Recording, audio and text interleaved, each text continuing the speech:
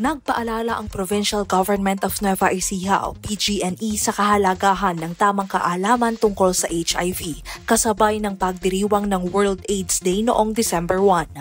Sa isinagawang HIV Awareness and Free HIV Testing ng Provincial Health Office o PHO, layunin nilang palawakin ang impormasyon at hikayatin ang publiko na magpatest ng hindi nahihiya. Binigyang diin din ng PHO na hindi basta-basta nakakahawa ang HIV, confidential ang test results at pinapayagan na ang 15 years old pataas na magpatest nang walang parental consent sa ilalim ng RA 11166 o Philippine HIV and AIDS Policy Act. Ayon kay Joanna Marie Pongasi ng PHO, patuloy na tumataas ang kaso ng HIV, hindi lamang sa Nueva Ecija kundi sa buong bansa. Kaya mahalagang maturuan ang mga empleyado kung paano ito maiiwasan at kung ano ang dapat gawin sakaling magpositibo. Sa kaalaman naman po ng karamihan na sa mga news natin ngayon na mas dumadami po ang nagiging kaso natin ng HIV, hindi lamang sa probinsya kundi sa buong Pilipinas.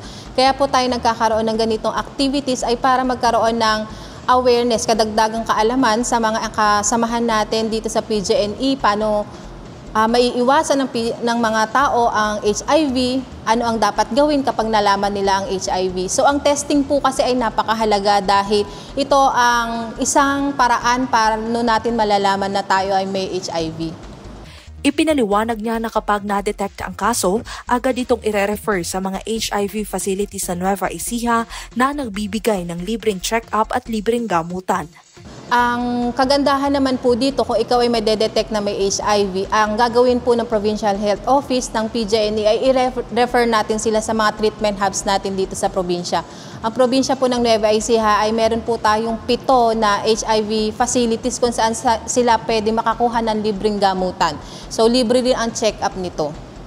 Sa kasalukuyan kabilang sa mga HIV facilities sa Nueva Ecija ang Santuario de Paulino sa Dr. Paulino J. Gracia Memorial Research and Medical Center, Talavera Hope sa Talavera General Hospital, Balay Tinamnama sa Gimba Community Hospital, Tahanan sa Premier Medical Center, Angel Cares Medical Health Services sa San Jose City at St. Aloysius Haven of Hope sa Nueva Ecija Medical Center.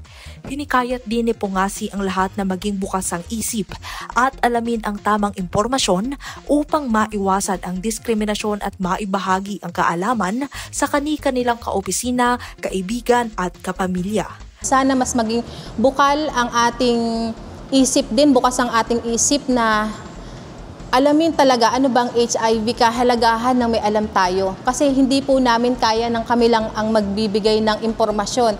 Kaya po rin tayo nagkakaroon ng ganitong activities para po yung mga taong naimbitahan natin ay maibahagi din yung mga tamang impormasyon na ito sa mga opisinang kanilang babalikan. Samantala, sinabi ni Dr. Gift Christine Dorothy Pagaduan ng Bungabon District Hospital na marami rin ang nagpatest sa kanila, lalo na ang mga buntis. Dahil may mga pagkakataon din na natutuklasan ng HIV sa mga newborn babies dahil huli nang nalaman ng ina ang kanyang status bago manganak. Kaya pasasalamat ang kanyang ipinaabot sa pamahalaang panlalawigan sa ilalim ng pamumuno ni Governor Oy Umali at Vice Governor Lemon Umali na patuloy ang suporta sa kalusugan ng mga Nueva Ecijanos.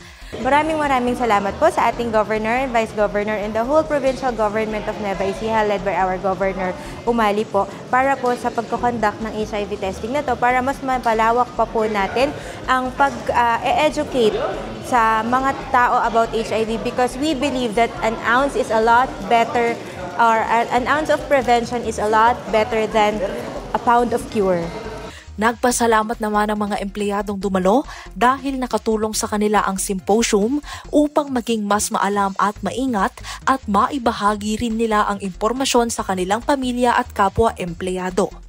And for this, we should be thankful sa ating mahal na governor, kay Governor Aurelio Matias Umali, and to our Vice Governor Lemon Umali sa pagkakandak ng seminar na ito, which I think and I believe na makatutulong sa lahat ng mga tao na attend dito, na it's good thing that this activity is conducted sa mga school, sa mga workplace like this, and we're very much thankful. Through them, talagang magkakaroon tayo ng additional knowledge on how to be cautious, conscious, and aware sa mga nangyayari sa paligid natin. Nag-attend ako ng seminar na to kasi para din for awareness, makita ko rin kung ano yung mga current trends natin sa, lalo na ngayon medyo lumalaganap yung HIV. So, syempre, importante yung awareness para alam natin personally and then also sa makakilala natin na